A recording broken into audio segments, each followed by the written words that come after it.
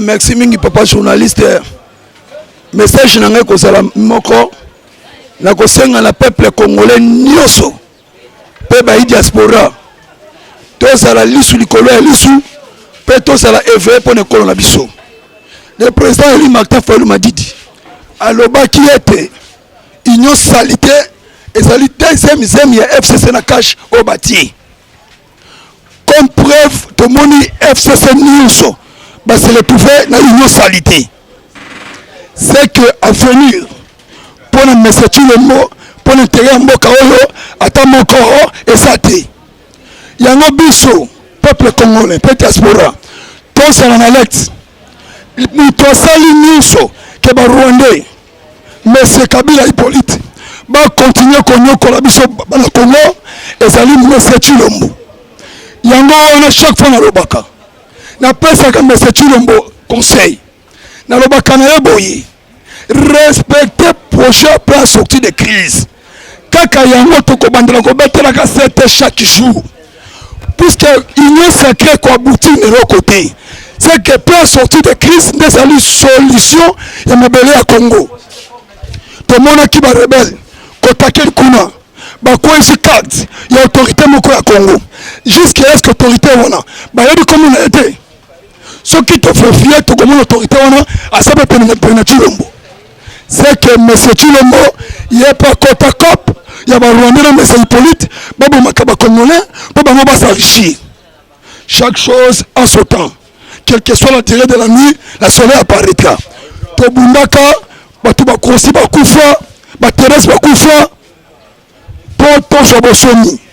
Mais M. Félix, a son distribution de Borumbo, Sissou, to continue à Koufa. Mais Tolobi ne pas M. Félix, concerne à Kopesayo.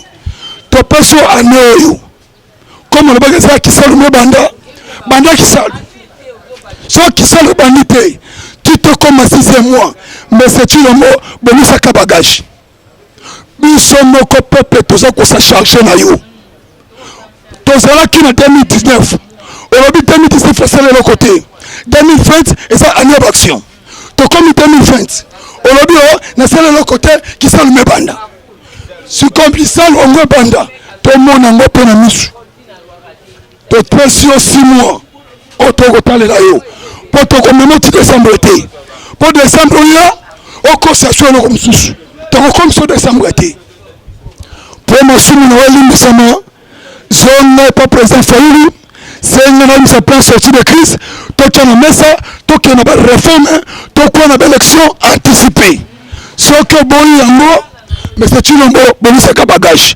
Numéro 090 71 31 549. La bandali 090 71 31 549. On a dit pas contacter biso numéro zawana obengi to kutana wa porte moi conseil merci monsieur journaliste. Lamuka oye. Lamuka oye. Nani mo konti. Lusu kolali. Tokobanga tokobangisa mbongeza muke pesa kalitoi Moïse Katumbi tolobaki kwa semeneyo ok samedi na kitweke ki il fallait basa na réunion lobby Mbemba Moïse Mbese Félix batu lukwebo Mbemba yebisi bango na koya réunion te bo poussa ngo liboso pourquoi Mbemba poussi Mbemba somona union sacrée te communauté katangaise bayabisi ba député tout ba sortisa Katanga soki bochema ko union sacrée na Katanga pomoyo te na Kananga na okende vitesse pour ngonga na Kananga bazo préparer déjà max amunene pour na M. Chilombo na yebisa kibino boye peuple congolais tozo talela Félix kaka na 2021 oyo c'est que na Kananga bayebisi ozali compétent ozo kwa ko dirige mboka te bazo préparer marche pour na M. Chilombo yoka M. Chilombo akendaki na Brazzaville pasasu auti kuna akanisa te koyebela te esali nini eyebani saso ayebisi ye ya kosi oyo bakenda yokutana mpona makambo ebola non excuse mpona coronavirus ok ezalaki mpona coronavirus te bakendaki kuna saso ayebisi ye oyaka mpona ngai nayebisi yo boye tika ide nyonso sacré fofante na Kabila na président Martin Fayulu boluka consensus oyo kosala ete Kongo ekende liboso yo boli oke kosala union sacré mais comment ça fait-il bato FCC nyonso bakoseretrouve na kati ya union sali te Tshilombo oyebisi ye eza stratégie nasali namoni ke baza na compétence yango nazwi bango mpona travailler na bango monsieur Sassou Nguesso ayebisi ye bazali na expérience na compétence ya koyiba na koboma pepeko lokolo osali union sacré na yo sala nini zonga me peuple wana amona bosoni nde Tshilombo ayaki est-ce que oza sire na bato ya FCC mboka ekobonga mboka ekobonga miniti eza moke mpo ndeko Kotofa Fongola premier ministre ayebisi bango na kolongwa te baati lelo alobi aza na message ya kopesa mpo na premier ministre mpo na bango balingi asala nini alongwa me alobi ngai na kolongwa na ngai te betami maboko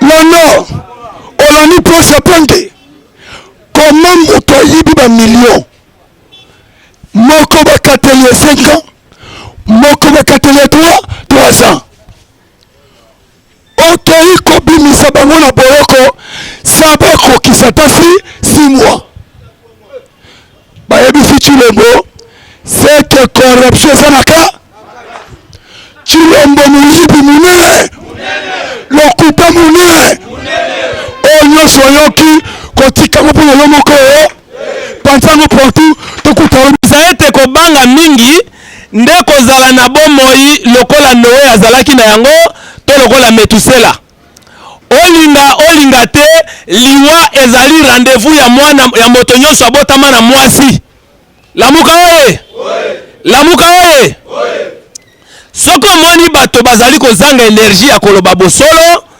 puisque bazali na kati ya tenaille bakende pa Félix bazwi mbongo bakei na Lualaba mbongo batindi yango bazali kopromettre bango biloko mibale eloko ya liboso ezali kanyaka eloko ya mibale ezali liwa lokola Kabila aza spécialiste na empoisonnement pe azali grand terroriste asisi koboma bakongolais alors bato bakomi na son bazali kolinga koloba bosolo te nani ayebisi yo ke ye azwa ndingise pa nzambe ke ye agelaka pema ya bomo ya motu nani ayebisi yo bongo qui lui a donné ses prérogatives ya kogere pema ya bomo ya motu ki amasakraka bakongolais ngonga nyonso alingi komasakre et vous êtes là impuissant bozolinga koloba eloko wana te nani ayebisi yo ke bapesa ye veto ya kogere vi ya bakongolais aboma bango ngonga nyonso alingi koboma aboma bango amasakre nayebisaki bino ake akei kofanda akokenda na Lualaba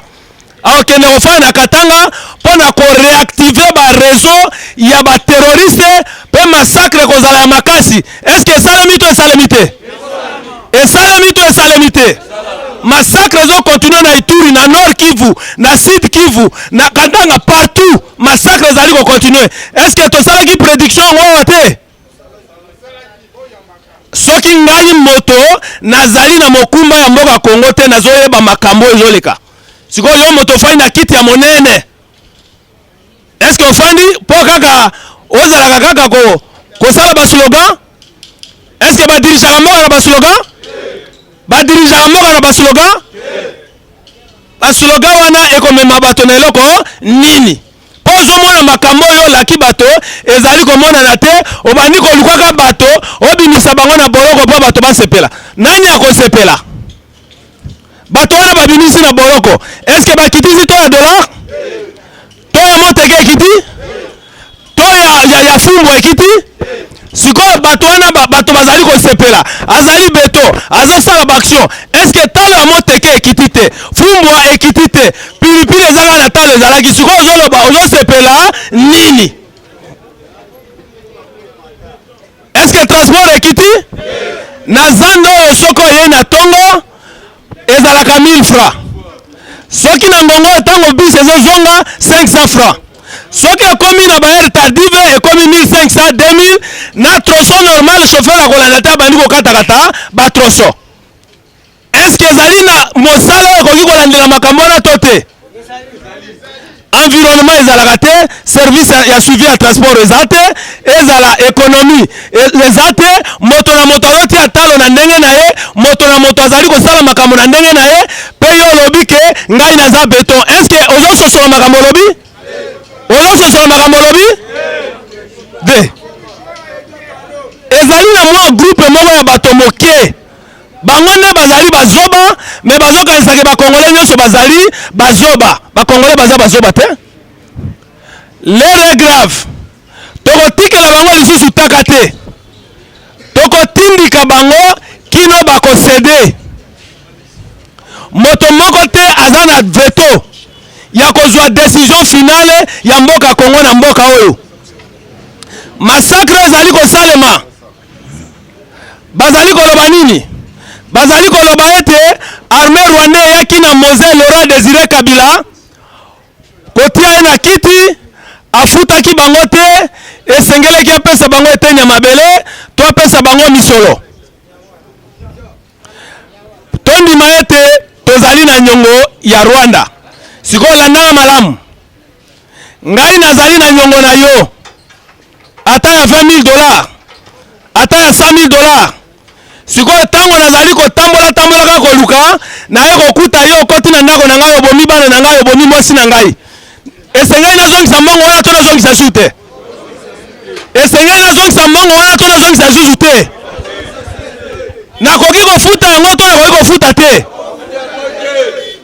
ata loi ya mokili mobimba ntango moto ase rendre justice de façon très cruelle bazali komassacrer aujourd'hui plus de 1 million plus de 2 millions ya bakongolais armée rwandaise ezali komassacrer bango pour la simple raison que bayaki na Mose Laurent et puis bafutamaki te bazwi eteni ya mabele te eteni ya mabele ezali na moto te aza na ndingisa ya kokaba yango ata ozala na zolo zomi ata ozala na makolo motoba ata ozala na maboko mwambe eza na moto te oyo abotami na mwasi na mboka Kongo to na mokili mobimba aza na droit ya kokaba eteni ya mabele est-ce que tozolandana lamuka oye lamuka oye eza na moto te oyo azokanisa ke azali na espace moko mo ya bokonzi oyo akoki kodeside kokaba mabele ya mboka Kongo azalaka ata mbala moko te et dès lors que Rwanda Uganda bamboka nyonso bayaki na Mose Laurent Désiré Kabila base rendre justice mpona komassacrer bakongolais et même devant l'ONU tozali ata na likuta ya kozongisa bango ata mbala moko te. D'ailleurs il y a un temps réservé pour la vengeance kokanisa te ke massacre wana ekosuka pamba meme na mboka oyo nga na uta napesa bino adage bakoko na ngai baloba ete vengeance to mokula esalemaka te soki mwana mobali abotami te mais soki mwana mobali abotamaki na libota vengeance ekosala nini ekosalema mokula moleka moshi otemano pele mokula moleka moshi otemano pele la vengeance peut passer si seulement un fils n'est pas né. Mais si un fils est né, coûte que coûte, il y aura la vengeance. Rwandais ayeba ete ngonga na ye ya kokanga Kagame to ya kopandre ye yango oyo kokanisa te ke Kabila azali tout puissant ozo décider na mboka oyo. Il y aura un Congolais qui va prendre la commande et il y aura vengeance. Puisque la vengeance est écrite dans la Bible, dans les livres sacrés dédiés. Le mot vengeance se trouve. Vengeance est kozalaka. Bao basisi ko chopa makila bana Congo, ko pasola mabumu ya bana basi na biso, ko violer ba mama na biso. Ezali peuple rwandais en complicité avec Hippolyte Kanambe Kabila. Je ne mourrai pas. Je vivrai pour voir cela. Il y aura la vengeance. Moto moko teza la décision ya pema ya bomo ya mutu. Tokokufa te tokozala bomo epe tokomona vengeance ndenge Rwanda ekozala na débandade mokolo moko na makambo azali kosala likolo ya Congo, ndenge Uganda ezali kosala, bozoba nyonso ezali kosalema. Nani abungi ete eske moto lokola Lambert Mende ntango azali koya korejoindre Union Sacrée, eske eza na eloko ya koloba mboka oyo? Bati lokwabo aza na eloko ya koloba mboka oyo? Moyibi Monene azalaki ministre ya économie amazali kita mboka deux mandats, yemoko s'enrichir. Est-ce que bazoba ba professeur na bazana loko koloba moko oyo? Bio bakalisi tozala kokumisa bato awa tozali pona zalelo te. Bato nyonso wana nayoki ke basali komite bazwi Ngobila, bazwi Bertrand Wanganamba, bato moko boye basunga bahati pona koformer gouvernement. Bakosunga ye na format nini? Bozuna le bureau ya assemblée te. Sikoyo bakosala majorité yango, bakorequalifier majorité yango na moyen nini? Eza vice de procédure. Eza na sens moko te. Alors esengeli toyeba ete makambo ezokenda mabe. Soki baétudiant balingi kotambola, nde ngonga na bango ya kobimisa manduki. Mais tango kaona massacre ezali kosalema, eloko moko ezosalema te. Des hélicoptères na biso bombardés par l'armée rwandaise.